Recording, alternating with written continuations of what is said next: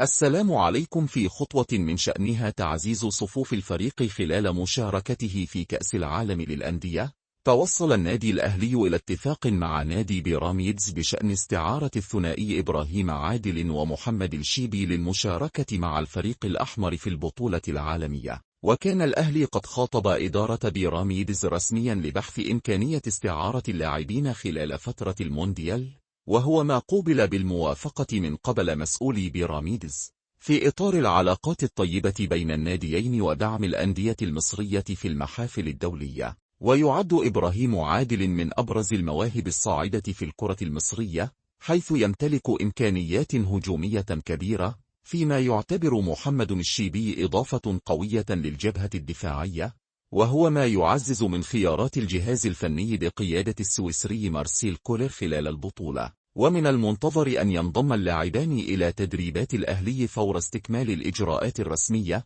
استعدادا لخوض منافسات كأس العالم للأندية، التي يسعى خلالها الفريق لتحقيق إنجاز جديد يضاف إلى سجله الحافل في البطولة.